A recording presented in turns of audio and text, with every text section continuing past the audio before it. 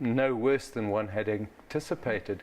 I think what did surprise me was the extent to which production in many other minerals actually declined, and in some instances declined quite sharply. Not only did gold production and coal production fall, but specifically iron ore production, chrome production, diamond production, copper production, they all declined quite a bit. And there must be some common thread through those, and I suspect that it's Eskom urging those industries to reduce production in order to conserve electricity. And I think that may have come even before the announcement of load shedding in early March. Sure. So we could see that carry on if the supply constraints continue. The implication which is they are expected to. That is right. And unless Medupi comes on stream later in the year, it doesn't spell good news for the mining sector for the rest of or for the economy for the rest of the year. As I understand it, the platinum miners have still been making money. In fact, the rand has been weaker. Platinum prices up at times, and they went into the strike with a lot of reserves.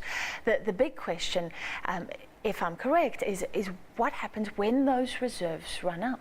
Well, that is the key. Yes and no.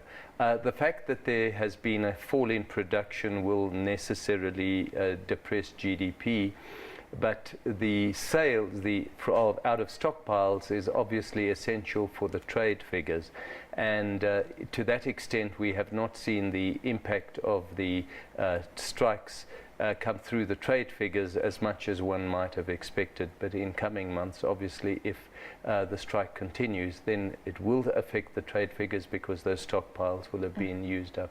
Do we have any sense of how vulnerable the miners are right now? The miners have to be very vulnerable. I mean, in terms of those reserves running out, how quickly could it happen? It's going to take a while for that to happen, but for me the biggest danger is that the world is getting very anxious about platinum supplies, the safe security of platinum supplies, and there is therefore the big danger accruing of substituting platinum with palladium, and that is, we are not the major producers of palladium, which means that the demand for platinum could suffer from a longer term point of view if these strikes continue, and you'll get palladium being used and automotive systems will be adjusted accordingly. Is it really a substitute? Because others would say, look, the world will always need platinum, even in the low energy cars, you know, there's a need for platinum. Well, no, the danger is that they'll move to engines that need palladium more than platinum. So it's a real possibility? Yes, absolutely. That is the biggest danger, and I don't think the miners fully comprehend, or even the authorities fully comprehend the damage that this could do to the industry in the longer term. Considering we give the world about 80% of its platinum. Correct, and we only give the world around 25–30% of its palladium. Russia is the big beneficiary of our malaise, potentially. Sure. Thank you so much for your time. Azar Jammine from Econometrics.